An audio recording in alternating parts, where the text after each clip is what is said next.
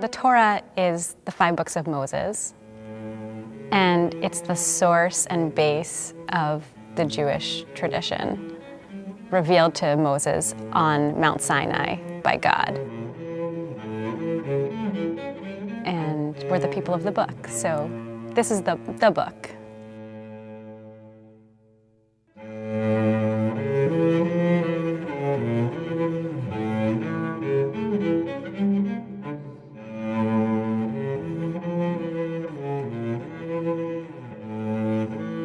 When a Torah is read in synagogues, it has to be read from a scroll, and it has to be written in a particular way, by hand.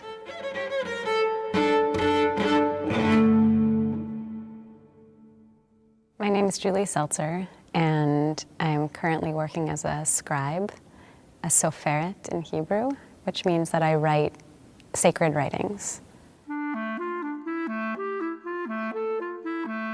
My role in this exhibit is to write a Torah that will be used in synagogues and in communities that are in need of a Torah.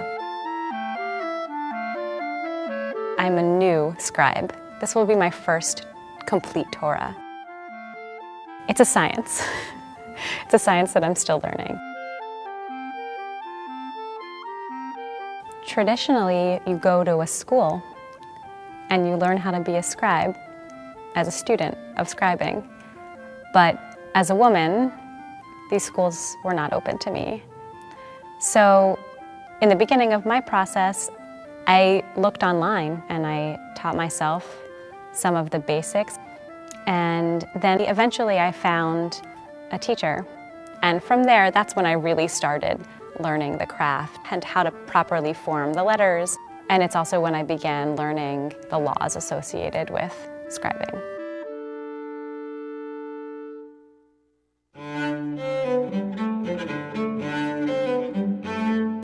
You start with parchment.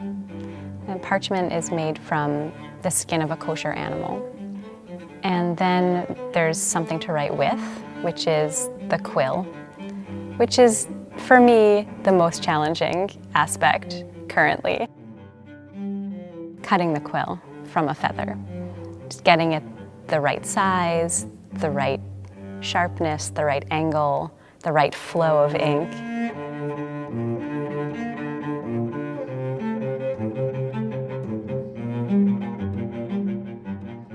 Before starting a project, and often during a project, it's traditional to go to a mikveh, a ritual bath, which is really for spiritual elevation. And also before you begin the project, you have to state an intention out loud that you're doing this writing for the sake of the sanctity of what it is that you're writing. A Torah has 304,805 letters. Not one more, not one less, or else the entire thing is invalid. Every letter has rules that govern how the letter has to be written, because a letter can't look too much like another letter.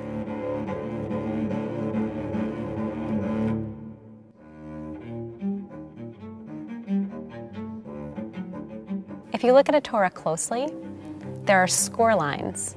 At the top of each line, there's an indentation, and it keeps the line straight. Another interesting rule is that there can't be a barrier between the hand and the Torah. I can't wear gloves that cover my hands. Another rule is that you can't write from memory. So even if I chanted this particular section at my bat mitzvah and I know it by heart, I still have to look at the written text, and I have to say each word out loud before I write it. I have the photocopy of the tikkun, so I underline each line that I write so I can follow where I am exactly. If my eye goes to the wrong place, I know where I am. makes it easier to not make mistakes.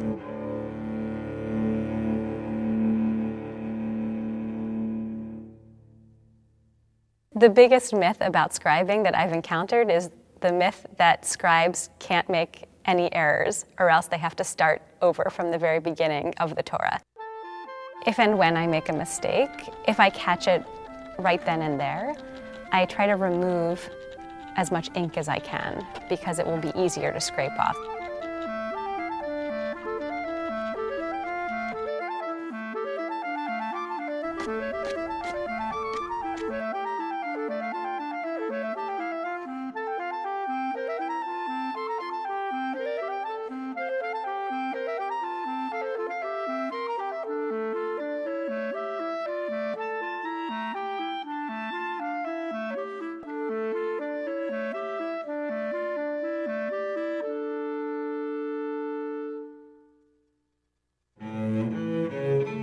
Some days will be better than others. Everyone has their bad days. Generally for me, it's a bad quill day, which just means that I'm forming and reforming the quills.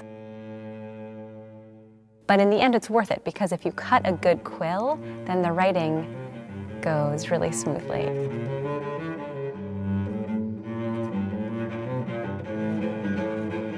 Sometimes I'm in the story and I'm experiencing the story as I'm writing it, if it's more of a narrative section.